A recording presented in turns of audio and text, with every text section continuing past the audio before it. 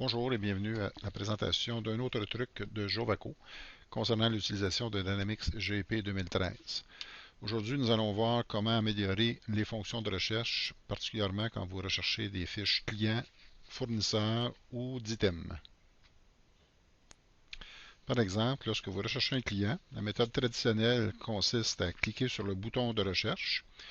Et ensuite, si vous voulez rechercher un client dont le nom contient une valeur particulière, vous cliquez les petites jumelles qui vont vous ouvrir la fenêtre de rechercher client, dans laquelle vous allez entrer des critères de recherche. Donc, bien sûr, vous allez saisir le nom du client ou parfois le numéro de téléphone afin qu'il contienne l'élément à rechercher. On peut voir que cette méthode de recherche implique l'entrée de plusieurs champs d'information. Il a il est possible d'avoir ces valeurs de recherche établies par défaut. C'est le but du truc d'aujourd'hui. Pour y arriver, il s'agit d'accéder à la fonction d'explorateur ou Smart List en anglais, de se créer un favori, par exemple pour la fiche client. On pourrait se créer un favori qui va inclure une recherche basée sur le nom du client et le numéro de téléphone, donc qui offre encore plus de flexibilité.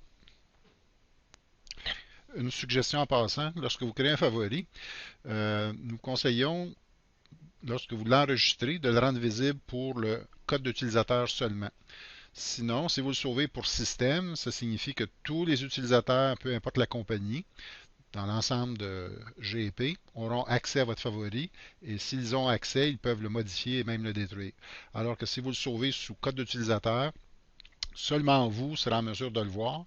Et de plus, ce favori apparaîtra automatiquement dans votre page d'accueil dans la section des rapports. Donc, après avoir créé notre favori, nous retournons dans la fenêtre qui nous permet de rechercher des clients. Au lieu de cliquer sur les jumelles qui nous permettent de faire une recherche personnalisée, nous allons cliquer sur la barre bleue foncée dans le haut de la fenêtre et descendre sur le choix favori. En faisant cela, ça nous affiche tous les favoris que nous avons créés précédemment via l'explorateur ou la Smart List.